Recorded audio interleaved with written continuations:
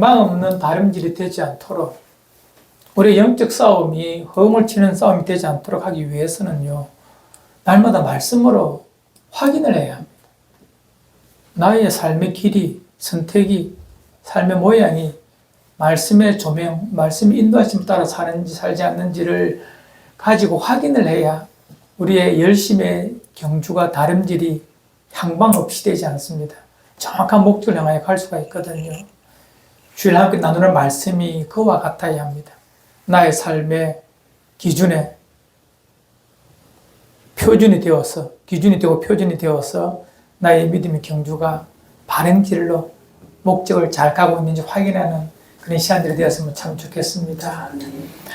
혹시 지난주 설교 제목을 기억하시는 분 계십니까? 지난주 설교 제목을 기억하시는 분 계십니까?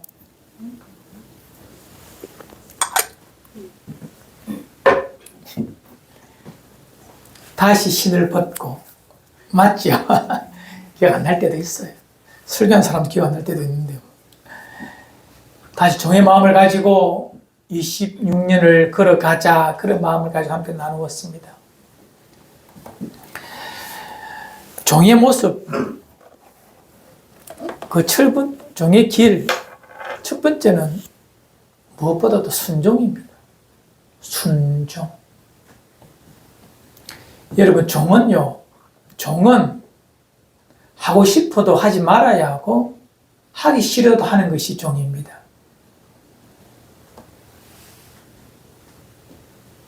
중요한 부분입니다. 종은 하기 싫어도 해야 되고, 하고 싶어도 멈추는 것이 종의 삶의 모습입니다.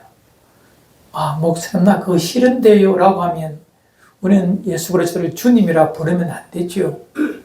그분을 주님이라 부른다는 것은 그분의 말씀에 내가 가겠습니다, 그분의 말씀에 내가 멈추겠습니다 라고 고백하는 사람이 예수 그리스도를 주라 부르는 자들을 우리는 제자요 그리스도인이라고 말합니다. 이 땅에 수많은 사람들이 예수 그리스도를 주라 부르며 나의 구원자라 부르며 나의 왕이라 부르지만 그의 말씀에 설할 때 서고 가할 때 가는, 다르게 말할까요? 내가 하고 싶어도 하지 말고 내가 하기 싫어도 해야 되는 그런 말씀 앞에 순종할 수 있느냐, 우리는 그것을 가지고 종의 삶을 사느냐 그렇지 않느냐를 우리가 판별할 수가 있습니다. 스스로 잘 물어보십시오. 말씀이 내게 가라 하시면 힘들어 일어나 가야 하고, 아무리 좋아도 서라 하면 멈출 줄 알아야 합니다. 그것을 종이라고 말합니다. 그것이 종의 정체성, 아이덴티티입니다. 물론 종 중에 청지기가 있어 주인이 그의 삶을 신뢰하고 그의 인격을 믿어 그에게 자유를 주어 시간과 물질을 마음대로 쓸 수 있는 그런 청지기도 있습니다. 여러분과 저는 그런 청지기입니다. 하지만 청지기도 엄격한 의미에서는 종입니다. 주인의 뜻에, 주인의 말씀에 순종하고자 하는 마음이 없다면 언제라도 그 주인은 청지기의 것을 도로 찾아가실 것입니다.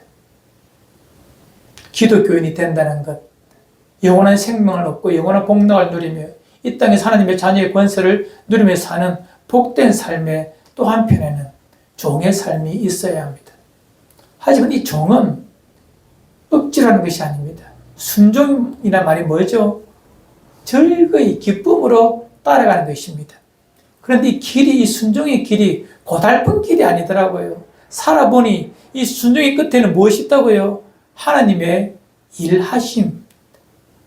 세상 사람들은 그것을 기적이라 말하는 슈퍼내추럴, 초자연적인 요소를 경험하는 도구가 어디에 있더라고요? 순종에 있는 것입니다. 신앙생활을 많이 하고 말씀을 많이 묵상할수록 느끼는 것은 이 기적이 믿음을 만드는 것이 아니라 믿음이 뭐요? 기적을 만들더라는 것입니다. 기적을 많이 보았다고 믿음이 커지던가요? 성경을 잘 살펴보십시오. 수많은 사람들이 기적을 경험했지만 믿음 없이 주님을 떠나는 자들 얼마나 많습니까? 복음서를 보십시오. 예수님의 수많은 기적을 다 보았지만 결국 십자가 고난 앞에서는 다 도망가 버리고 부정해 버리지 않습니까? 기적이 믿음을 만드는 것이 아닙니다. 하지만 내 신실하신 주님을 믿고 따르고 그 믿음 안에 살 때에 믿음의 그 나중에 무엇이 나타나느냐? 기적이 나타납니다. 모든 성경에 특히 예수님과 따르는 그 제자들과의 삶 속에서 기적을 경험한 모든 사람들의 삶을 다 들여다보면 기적 기지는 무엇이 있다고요? 말씀에 대한 순종이 반드시 있습니다. 모든 성경이 다 그렇습니다. 그만큼 순종은 종의 삶이지만 내 삶을 주님이 철저하게 이끌어 가시도록 필요하다면 이적을 통해서라도 당신의 일하심을 보여주는 것이 기독교요 주님의 따름입니다.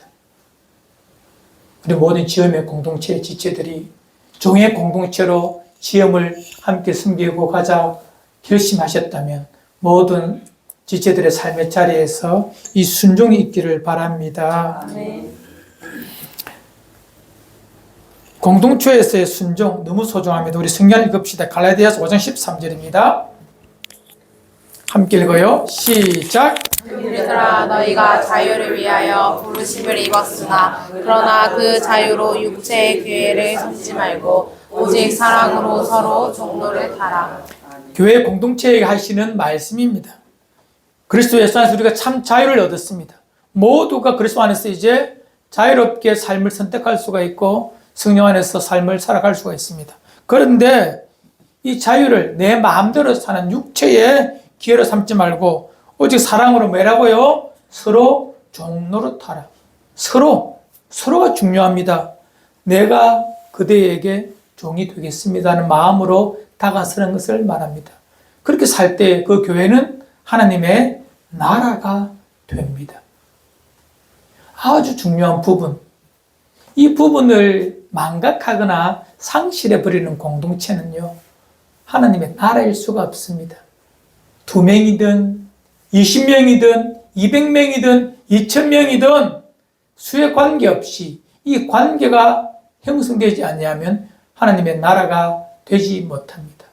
우리 지엄이 종의 공동체이기에 서로 종노릇하며 하나님 나라를 만들어 가기를 바랍니다.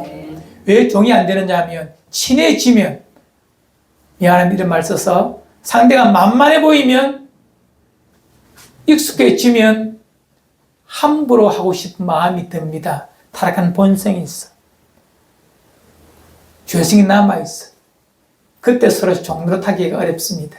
내가 이끌어 가려고 하고 내가 주도권을 잡으려고 합니다.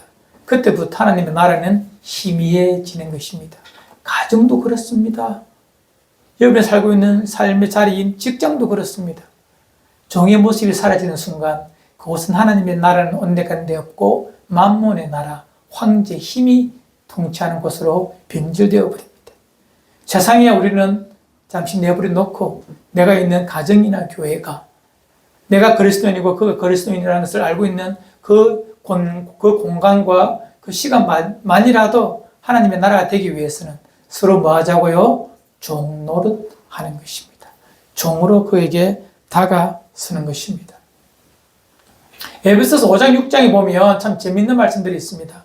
기독교인들이 어떻게 살아가야 되는지에 대한 것들을 말합니다. 아비들아, 자녀들아, 부모들아, 종들아, 또 상전들아 하면서 어떻게 살아가야 될지를 설명해 주는 그런 삶의 임페레티브, 명령법으로 기독교인의 새로운 순종을 말하고 있는데 거기에 가장 전제가 되는 단어가 있습니다. 5장 21절, 에베소서 5장 21절입니다. 함께 읽읍시다. 시작. 그리스도를 경외함으로 피차 복종하라. 이 말씀하고 난 다음에 남편에게, 아내들에게, 자녀들에게, 부모들에게, 또 종이나 주인들에게 이렇게 어떻게 살아야 될지를 말합니다. 그 모든 삶의 영역에 그 출발점이 뭐라고요? 그리스도를 경외함으로 피차 뭐라고? 순종하는 것입니다. 이것이 하나님 나라를 만들어가는 대전제입니다. 이것 없이 우리가 교회를 논한다, 이 땅 기독교의 하나님의 통치를 논한다, 그거는 어불성설입니다. 말이 안 되는 소리입니다. 말뿐이지 현장에서 전혀 나타나지 않는 하나님 나라의 모습입니다. 물론 이거는 지극히 이 상호 관계에서 만들어집니다. 한쪽에서 그렇게 만들어진다고 잘 안 만들어져요. 하지만 애쓰다 노력하다 보면 조금씩 더 선명하게 만들어져 갑니다. 서로가 서로에 대하여 종노릇하면, 복종하면 그렇게 된다는 것입니다. 오늘 이 주님의 성품이 거룩한 성품 중 하나인 이 순종에 대해서, 순종이 무엇인지에 대하여 많이 들어오셨죠? 순종에 대한 묵상을 잠시 했으면 좋겠습니다. 첫 번째 성도는요, 우리는 고난을 통하여 순종을 배웁니다. 뭘 통하여 순종을 배운다고요? 고난을 통하여. 우리 성경 읽어봅시다. 시편 119편 71절입니다. 함께 읽어요. 시작. 고난 당하는 것이 내게 유익이라. 이로 말미암아 내가 주의 율례들을 배우게 되었나이다. 참 어려운 말씀입니다. 이해가 어렵다는 거예요. 이 땅에 사는 하나님의 백성들은 고난에 대한 다른 시각이 필요합니다. 고난은 하나님의 말씀에 대한 순종을 그 영혼에게 알게 한다는 것입니다. 고난은 순종의 사람이 되게 하는 하나님의 도구입니다. 고난이라는 것을 통하여 하나님은 우리에게 순종함을 가르치십니다. 하나님 말씀에 대한 순종을 가르치신다는 것입니다. 우리 주님 이것을 분명 우리에게 보여주십니다. 히브리서 5장 8절입니다. 읽어드리죠. 그가 아들이시면서도 받으신 고난으로 순종함을 배웠어. 성부 하나님과 늘 동행하셨던 예수님께서 고난을 통하여 뭘 배웠다고요? 순종함을 배웠다는 것입니다. 중요한 부분입니다, 여러분들. 기독교인들이 살면서 내게 고난이 있을 때에 무엇을 봐야 되냐면 하나님의 순종의 여부를 하나님 앞에서 확인하는 시간입니다. 그러나 많은 사람들이 고난 앞에 함몰되어 버립니다. 고난의 밑바닥으로 내려가 버립니다. 고난 앞에 하나님의 순종함을 배우지 않고 뭘 하죠? 고난을 주신 환경과 삶과 그 대상들을 저주하며 더 깊은 고난으로 빠져버립니다. 이렇게 항변합니다. 왜 나에게는 고난이 왔을까? 이러면서 하나님 날 바라보는 눈은 의식하지 않고 사람의 눈을 의식하기 시작합니다. 나의 고난을 저들이 어떻게 평가할까? 저들이 어떻게 판단할까? 이런 것들 말입니다. 또는 나보다 더 엉성하게 사는 사람, 저 사람은 없는 고난이 왜 나에게는 있지라고 의문을 가지기도 합니다. 나름 조심하며 관리하며 사는 나에게 왜 이런 질병이 왔을까? 아무렇게나 먹고 마신 저 사람은 저렇게 사는데 왜 내게 이런 것이 왔을까라고 두려움을 갖기도 하고 또 삶이 흔들리기 시작합니다. 기독교인들에게 고난은 그런 식으로 해석해서 이해해서는 될 부분이 아닙니다. 모든 고난은 하나님께 내 마음을 집중시키고 하나님의 말씀을 배우게 하는 순종의 도구입니다. 믿지 않는 자들에게 고난은 하나님의 심판일 수가 있어요. 하지만 하나님의 자녀들에게 고난은 하나님의 심판이 아니라 하나님의 말씀에 순종케 하시는 하나님의 도구입니다. 이거 꼭 기억하십시오, 여러분들. 고난 앞에 침몰하는, 파산하는, 파손되는 믿음의 배들을 너무나 많이 봅니다, 저는요. 한번 물어보겠습니다. 솔직히 대답해 주십시오. 하나님의 살아계심을 믿습니까? 아멘. 한 번 더 묻겠습니다. 하나님 내 인생의 주인 되심을 믿습니까? 아멘. 그분이 창조해 주심을 믿죠? 아멘. 그렇다면 그 자유로운 하나님께서, 아버지께서 내게 주시는 고난, 의미 없는 고난은 한 털도 없습니다. 한 시각도 없습니다. 1분도 없습니다. 모든 고난은 아버지 장중에 있습니다. 그분이 내게 세상을 통하여 혹 사단을 통하여 고난을 주셨다 하더라도 의미가 있다는 거예요. 그 의미를 어떻게 이해한다고? 하나님의 말씀에 순종케 하기 위하여 주시는 하나님의 아버지의 도구입니다. 이렇게 해석해낼 때에 우리는 그 고난을 통하여 더욱더 순종함을 배워 하나님의 일하심을 나의 삶 속에서 나타낼 수가 있는 것입니다. 이것은 정용식 목사의 논리가 아니라 성경 전체 우리에게 말하고 싶어하는 중요한 맥락입니다. 여러분, 이유 없는 고난은 절대 없습니다. 아버지께서 내게 그런 고난을 줄 리가 없다니까요. 의미 없는 고난을. 우리는 너무나 잘 알고 있는 욥을 압니다. 그는 고난 앞에 원망이나 불평하지 않고 침묵합니다. 그리고 변함없이 고난의 그 다음 날도 일어나서 믿음의 길을 하루를 걸어갑니다. 생명의 길을 하루하루 살아내는 것입니다. 말씀을 어기지 않고 하나님을 원망하지 않도록 입에 저가를 물리면서 살아냅니다. 고난을 믿음으로 해석한 자의 모습이요. 그러함을 말미암아 이제 하나님을 그는 귀로만 듣는 것이 아니라 눈으로 보게 되는 삶의 위치까지 이르게 되는 것입니다. 고난받기 좋아하는 사람 없지만 그 고난이 내게 무슨 의미라고요? 아버지께서 내게 순종함을, 말씀에 대한 순종함을 가르치기 위한 아버지의 도구임을 반드시 믿으시고 고난을 그렇게 해석해 가는 여러분들 되시기를 바랍니다. 아멘. 고난은 순종을 알게 하시는 하나님의 도구입니다. 성도는 고난을 통해 순종을 배운다는 것이죠. 두 번째, 이 순종에 대한 것 하나 더 묵상합시다. 가장 힘든 순종이 있습니다. 하나님 말씀에 대한 순종도 있지만 또한 이 땅에 순종해야 될 분들이 있습니다. 하나님 나라를 위하여 우리 서두에 배웠잖아, 그죠? 뭐죠? 서로 복종하라, 서로 종노릇하라, 서로에게 대한 순종이 필요한데 그 순종에서 가장 힘든 부분이 있습니다. 오늘 이것도 말씀이 바로 이 부분에 대한 가르침입니다. 내게 말씀하시는 그가, 말씀하시는 윗부분이, 윗사람이, 혹은 그 누구가 너무나 부족한 사람일 때, 기대 이하일 때, 그의 말에 내가 어떻게 반응해야 되는지에 대한 그런 불편한 순종을 지금 말씀드리고자 합니다. 잘 아시는 말씀이지만 짧게 설명해 드리겠습니다. 배경을요, 한나라는 여인이 있습니다. 남편이 있는데, 엘가나라는 남편이 있는데, 이 사람이 한나가 애를 못 낳으니까 다른 여자 번인나를 데려와가지고 자녀를 낳아버립니다. 그러니 그 가정에 무엇이 있죠? 갈등이 시작되는 것입니다. 이제 한나의 마음에는 무자함에, 자녀 없음에 대한 슬픔이 너무나 가득해요. 삶이 무너져 버린다는 것입니다.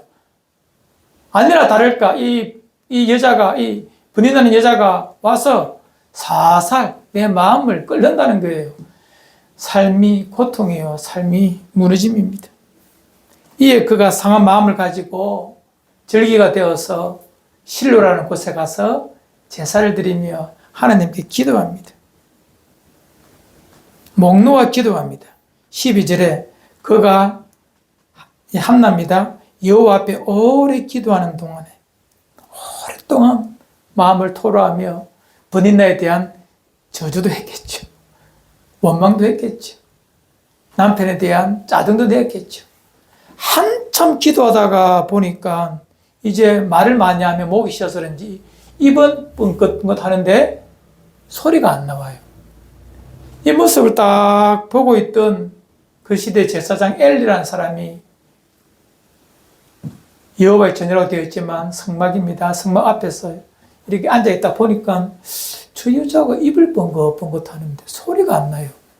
저 여자 술 취한 중에 저런다 싶어서 이렇게 말합니다. 14절에 엘리가 그에게 이르되 내가 언제까지 취하여 있겠느냐 포도주를 끊어라 하니. 참 저는 이 말씀 읽을 때마다 와, 너무하네. 엘리 사람 진짜 아무리 영적으로 어둡고 답답해도 저 여자의 아픔도 모르고 양들의 소리도 모르고 되어지는 경험, 또 자기의 경험만 가지고 저 여자의 입의 모습, 그 기도하는 모습만 보고 술 취했다라고 단정 지어버리고 술 끊으라고 책망하니 참 답답한 영적 지도자임에 분명합니다. 아마 이 여인의 아픔이나 여인의 외로움이나 괴로움의 시간을 전혀 돌볼 마음이 없었던 것 같습니다. 그런데 말입니다. 여기서 놀라운 것은 이 한나의 순종입니다. 여러분 같으면 어떻게 하겠습니까? 아니, 저 같으면 보소. 나중에 나오지만 당신의 삶도 제대로 관리하지 못하고 당신의 자녀들 엉망하고 살고 있는 당신, 영적 어두운 당신이 내게 술 취했다고 하는데 나 술 안 취했어. 당신의 집이나 잘 관리하소. 이렇게 엘리에게, 대제사장에게 욕 한번 하고 집으로 돌아오면 될 것 같은데 그것이 아닙니다. 오늘 읽었던 17절 함께 읽읍시다. 신중하게 해. 자기가 술 취함에 대하여 말하지 않고 자기 원통함을 말해주고 난 다음에 엘리의 고백이 이러합니다. 시작. 엘리가 대답하여 이르되 평안히 가라. 이스라엘의 하나님이 내가 기도하여 구한 것을 보답하시기를 원하노라 하니. 한나가 분내지 않고 차분하게 자기의 삶을, 힘듦을, 기도의 제목들을 엘리에게 말하니 그래도 제사장이라 빨리 인지하고 오히려 이렇게 말합니다. 이제 평안히 가라. 이스라엘 하나님 내가 기도하여 구한 것을 허락하시기를 원하노라. 이렇게 말해줍니다. 이 말의 뭐 진정성은 우리가 논할 필요가 없습니다. 있든지 없든지 그것은 모르겠습니다만은 이 말에 대한 한나의 마음의 반응이 너무 중요합니다. 오늘 이 부분 정말 제가 함께 하고 싶어요. 18절 함께 읽읍시다. 시작. 이르되 당신의 여종이 당신께 은혜를 입기를 원하나이다 하고 가서 먹고 얼굴에 다시는 근심하는 빛이 없더라. 아멘. 당신의 여종이 당신께 은혜 입기를 원하나이다. 이 말이 뭐죠? 당신이 하신 그 말씀이 내게 이루어지기를 바랍니다. 라는 그런 의미입니다. 그리고 가서 다시 얼굴에 수심, 근심이 없다는 말은 뭐죠? 그렇게 될 것을 믿었다는 거예요.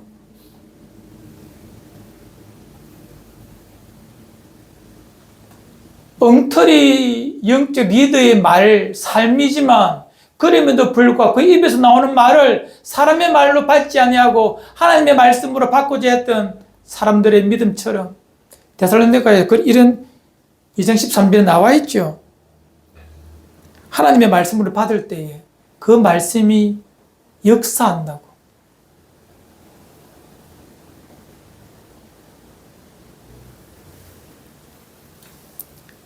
이 가정은요, 엘리의 가정은 타락한 집안입니다. 하나님이 이미 이 제사장의 가문의 집에 하나님이 진노의 칼을 그의 집 문 앞에 갖다 두었습니다. 형편없는 제사장입니다. 그의 리더십을 전혀 인정할 수가 없는 그런 존재입니다.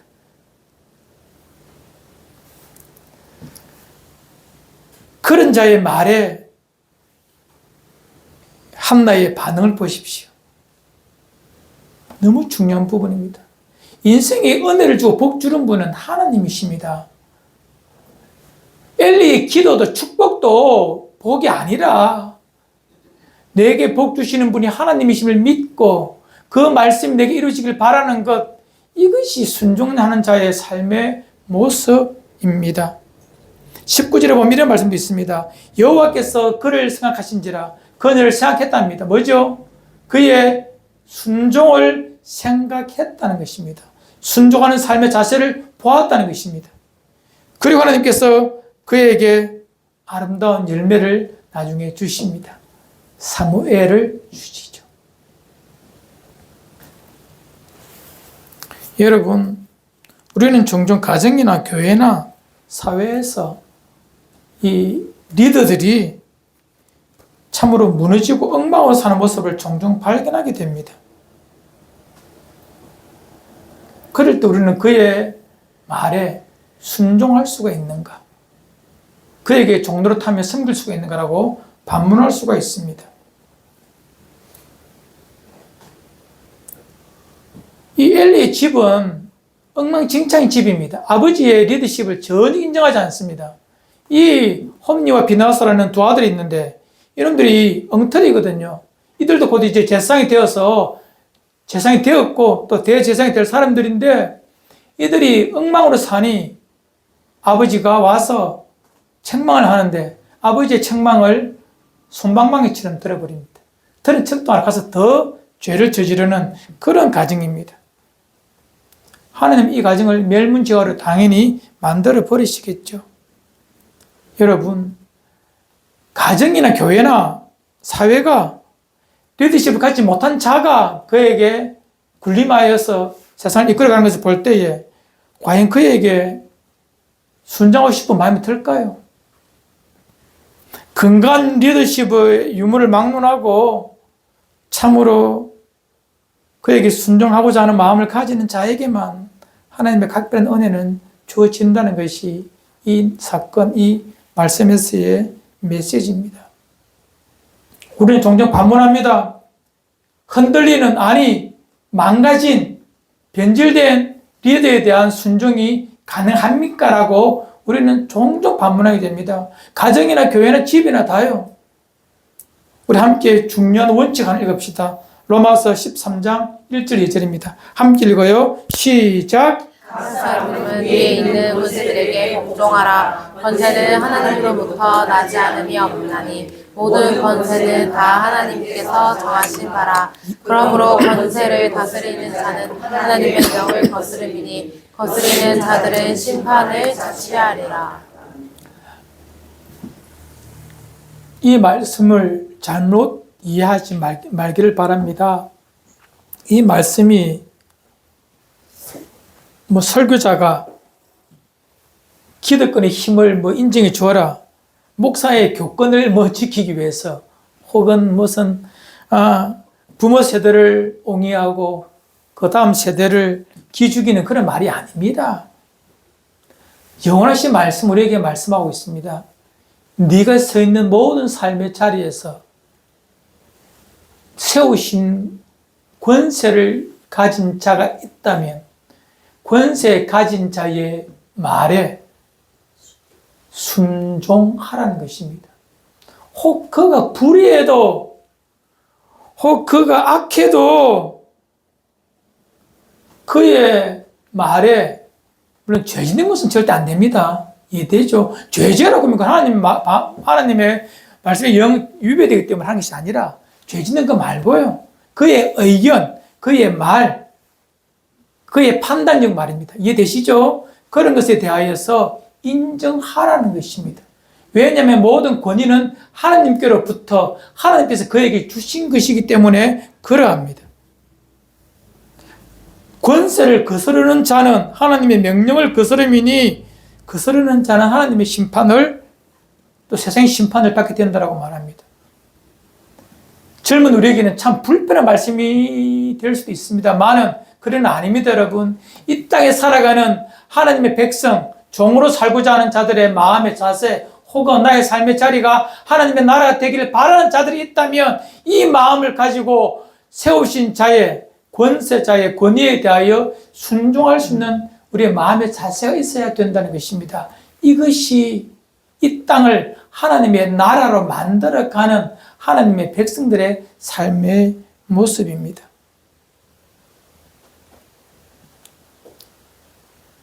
그런 곳 하나님의 은혜가 머물러 하나님의 나라가 만들어져 가는 거예요. 한나처럼 말입니다. 한나는 삶의 작은 부분이지만. 무슨 말씀 이해되죠, 여러분들? 교권에 복종하는 소리가 아닙니다. 내 삶을 아시는 그분 앞에 엉망진창인 엘리의 삶을 알고 있으면서도 불구하고 그의 말을, 그가 대제사장에서 난 입의 말을 하나님으로부터 나왔다고 인정하며 그의 말에 고개를 끄덕이며 아멘하고 돌아갈 수 있는 그의 마음, 순종의 마음을 하나님께서 보시고 하나님께서 그 한나에게 은혜를 베푸신다는 것입니다. 사무엘상 24장에 가면 제가 너무 좋아하는 성경 사건에 나옵니다. 이 다윗이라는 사람이 이 장인 사울이 다윗을 시기하여 죽이려고 몇 번이고 이렇게 죽이려고 달려듭니다. 사람을 보내기도 하고, 그런 일이 있을 때마다 13년 동안 다윗이 도망 다니거든요. 몇 년요? 13년 정도. 계산해 보니까. 만일 그가 다윗이 사울을 죽일 수 있는 결정적인 상황이, 사건이 두 번 정도 있었습니다. 칼만 들고 없애버리면 그의 고난의 시간이 훨씬 짧아질 것입니다. 하지만 그가 13년 동안 그렇게 하지 않고 하나님의 때를 기다리면서 했던 유명한 말씀이 있죠. 우리 함께 읽읍시다. 고백하는 말로 사무엘상 24장 6절입니다. 함께 합시다. 시작. 자기 사람들에게 이르되 내가 손을 들어 여호와의 기름 부음을 받은 내 주를 치는 것은 여호와께서 금하시는 것이니 그는 여호와의 기름 부음을 받은 자가 됨이니라 하고. 자기 원수에게 칼을 들어서 제거할 수가 있습니다. 함께하던 그의 조카 요압이 이렇게 말합니다. 왕이시여, 말씀만 하옵소서. 칼 두 번 쓸 것도 없습니다. 다음 칼을 베어버리겠습니다. 왜? 혼자서 동굴에서 볼일 보고 있는 사울을 그 동굴 안쪽에 있었거든요. 잘 가서 그냥 한 칼로 베어버리면 끝나는 것입니다. 그런 요압에게 뭐라 말합니까? 아니다. 어찌 내가 여호와께 기름 부음 받은 자를 내가 손을 대어 그를 제거하겠는가? 라는 것입니다. 이것이 바로 권위에 대한 순종입니다. 이 땅에 적지 않은 사람이 나는 옳고 그는 잘못되었다라고 판단해버리고 내가 들어서 그를 없애버리고 제거하려고 한다는 것입니다. 만일 나의 판단이 잘못되었다면 어떡하겠습니까?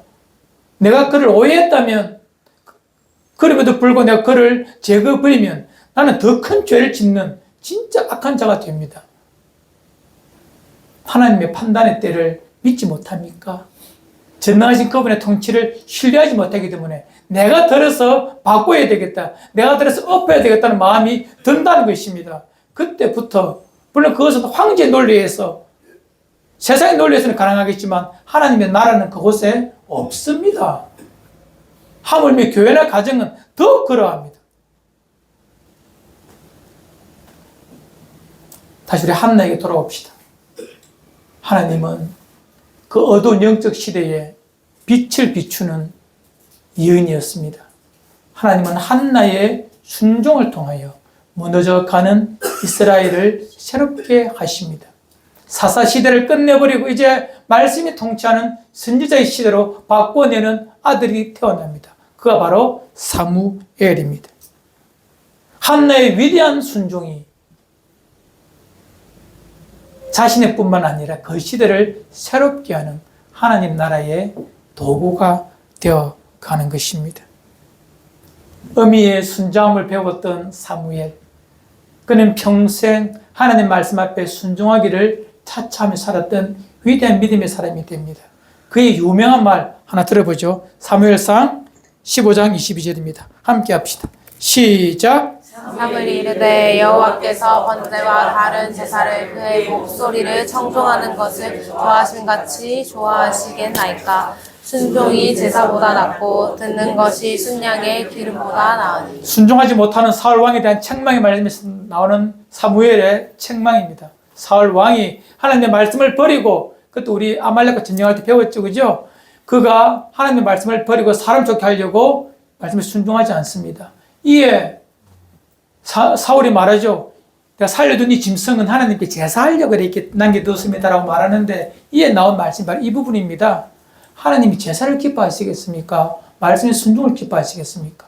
여러분, 제사가 잘못되었다는 말이 아닙니다. 순종함이 없는 예배, 말씀에 대한 순종이 없는 예식, 하나님 그걸 받으시겠느냐, 그런 의미입니다.